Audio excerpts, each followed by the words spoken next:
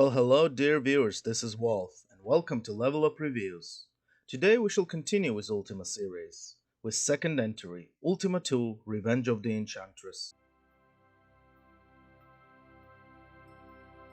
Richard Garriott worked really hard on his last game, Ultima 1 First Age of Darkness. The game was very successful, but Richard would not reap its rewards fully. In fact, California Pacific Computer Company stopped paying him. Company was losing money and had none to spare for poor Richard, not because business was doing bad. In fact, business was doing quite well, but shall we say it was losing money because of the recreational habits of some of the high-ranked officials of the company. Of course, this would not do, so Richard started to look for a new publisher. You would think that every major company would just throw money at the hottest free agent of the gaming industry. But all hesitated after finding out what Richard wanted. And what he wanted was video games to be taken seriously. That meant no more games shoved in Ziploc bags, no more cheap manuals, but a cardboard box and a high quality manual. Oh, there was one more thing that he wanted. You see, Richard just saw Time Bandits, a 1981 classic about time travel. The movie had a map in it, with the gates that led into different timelines. Richard pondered on this map for a long time, and despite realizing that map had no actual function, he was adamant that his game needed this. A costly cloth map. And finally, two visionaries, Ken and Roberto Williams, owners of Sierra Online, accepted his offer. Now that Richard had support, he was ready to show the world his work.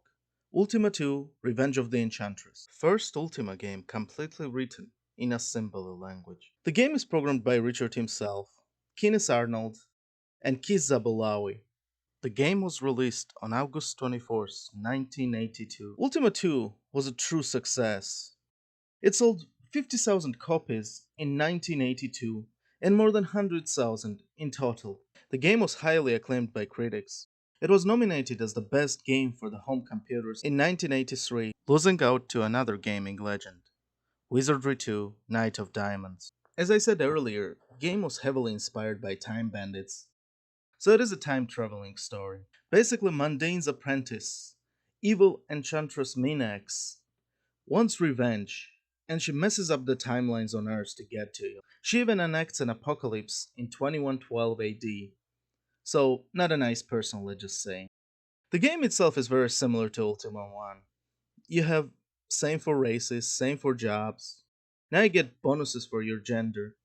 Males get +5 strengths, and females get +10 charisma. As usual, you will start the game with few things in 1423 BC, this time on Earth, not on Sosari. You will need to get weapons, armor, steal some food. You can gain hit points same way you gain hit points in Ultima 1. To get your stats raised, you will need to get to the Hotel California and donate Clark some money. If you give him 100 coins, the game gives you 50% chance of him saying Alakazam, which will raise one of your attributes randomly. After you level up and gain stats, you can start with your mission. In 1990 AD, you will need to kill some guards and steal some keys from them. Break the prisoner out of the jail.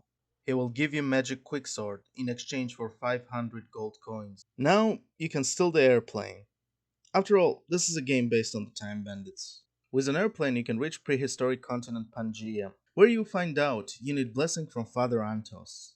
And Father Antos is on Planet X, with coordinates of 999. You will need to go to 2112 AD, in USSR.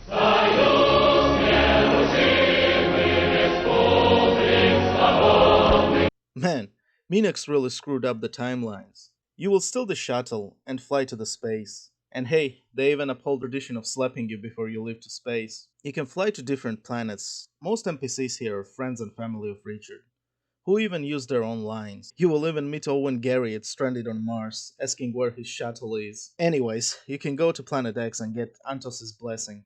Although, I don't see any Anunnaki here, so no luck, alien conspiracy theorists. Now you can go back to 1990 AD and get Magic Ring from Old Man for 500 gold coins. Last thing left to do is go back to Time of Legends and use the Magic Ring to pass the barrier in Minax's castle.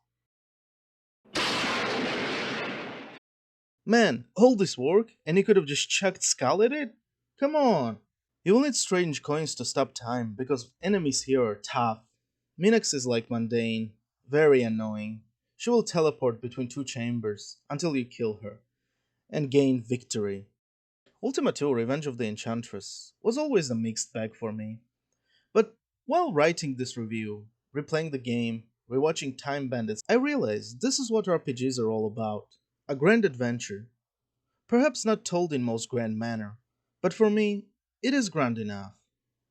And it helped me to remember certain starry-eyed boy who daydreamed of adventures, different worlds, different times, but this was still an experiment. So let's follow Richard's experiment and see where it will wind up.